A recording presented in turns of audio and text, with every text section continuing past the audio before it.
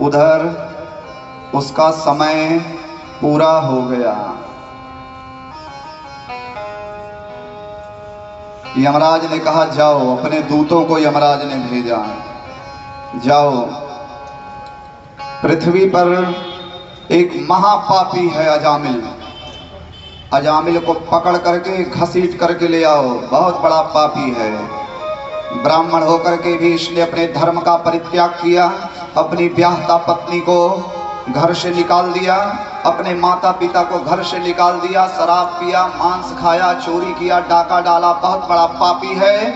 और जाओ ऐसे पापी को घसीटते हुए रस्सी से बांध करके ले आओ।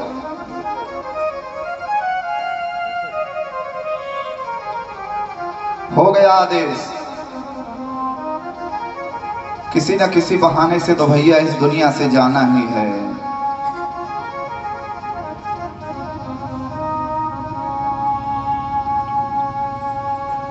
आज कन्हैया जी का प्राकट्योत्सव है, खूब तैयारी चल रही है।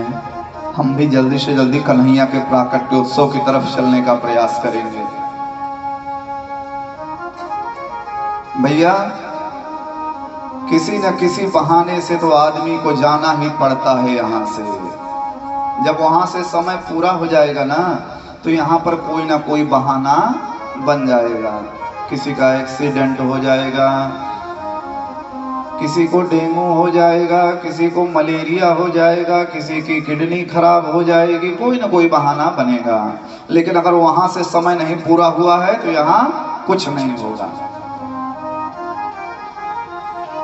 डॉक्टर भी उसी को बचा पाएंगे जिसकी आयु वहां है। आयु कर्म च वित्तम च विद्या निधनमेव च पंचम ज्ञान विसृज्यन्ते गर्भस्थस्यैव देहिना।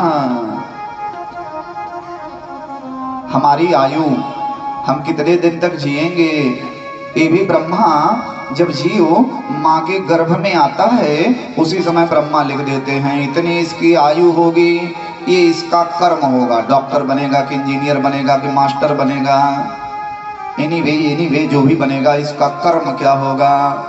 वित्तम च, रुपया इसके पास होगा कि नहीं होगा, विद्वान होगा कि बेवकूफ होगा, और कब मरेगा ये चीज। ये 5 चीजें ब्रह्मा जी पहले से ही गर्भ में जब जीव आता है उसी समय निश्चित कर देते हैं। ठीक है, अच्छी बात है। उसी सबके बीच में है कर्म। कर्म तो करना ही पड़ता है ना। कर्मण्येवाधिकारस्ते मां फलेषु कदाचन। हे अर्जुन, तो कर्म कर, फल की चिंता मत कर। अस्तु, आइए प्रसंग पर आते हैं। अजामिल का भी समय पूरा हो गया। आज अजामिल बीमार है। अजामिल को खांसी आ रही है और कुछ तबीयत भी ठीक नहीं है। अब धीरे धीरे बूढ़ा भी हो रहा था ना, उम्र भी ढल रही थी। खाट पर लेटा है, 2-3 दिन से बुखार है, और यही बुखार इसकी मृत्यु का कारण बनने वाला है।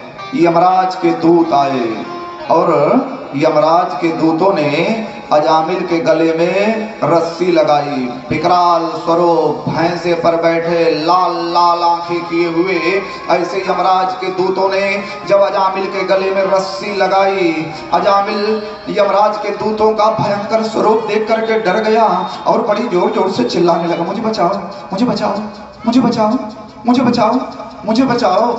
श्री सुखदेव कहते हैं, पापी कौन बचावे, कौन बचावे तुझे? सारी जिंदगी तूने पाप किया, अब कौन बचावे?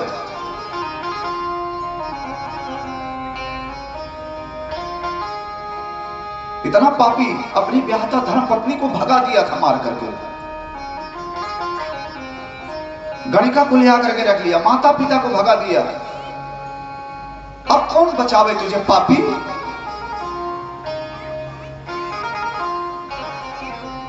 नादान भगत अपने करनी है पापी पाप में चैन कहाँ।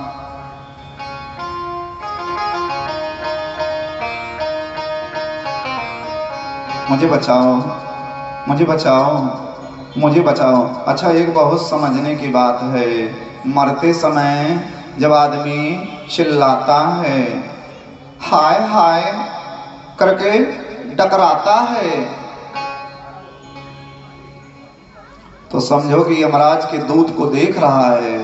गांव देहात में कहते हैं ना, दादा का घटका लगा है, दादा का गौदान कराओ, अब गौदान कराओ, घटका लगा है।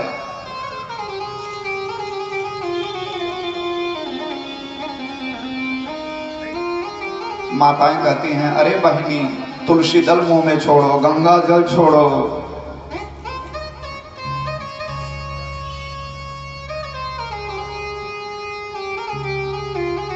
और जिसका आंख खुली रहे, मुंह खुला रहे और सांस रुक जाए, ऐसा आदमी समझो भगवान के धाम को गया है।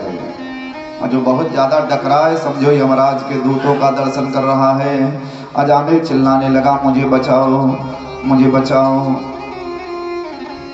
थोड़ी दूर पर वही नारायण खेल रहा है, छोटा नारायण, संतों के द्वारा नाम रखा हुआ नारायण, 1.5 साल का नारायण घुटमन घुटमन बेकैया बेकैया खेल रहा है। इधर यमराज के दूत रस्सी लगाए हैं और उधर अजामिल की नजर अपने बेटे नारायण पर पड़ी और अजामिल के मुंह से निकला, हे नारायण।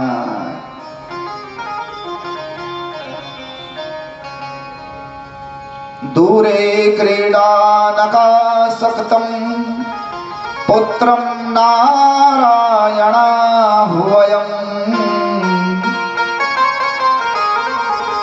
दूरे क्रीडानकासक्तं पुत्रं नारायणाह्वयम्। प्लावितेन स्वरेरोच्चैः आजुहाव कुलेन्द्रियः।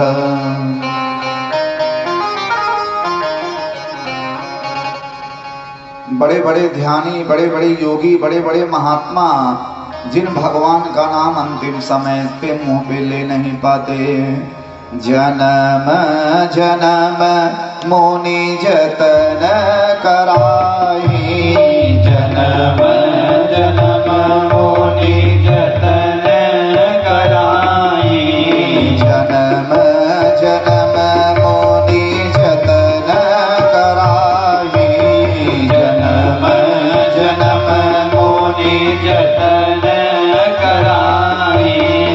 अंतराम कही आवत नाही, अंतराम कही आवत नाही, अंतराम कही आवत नाही।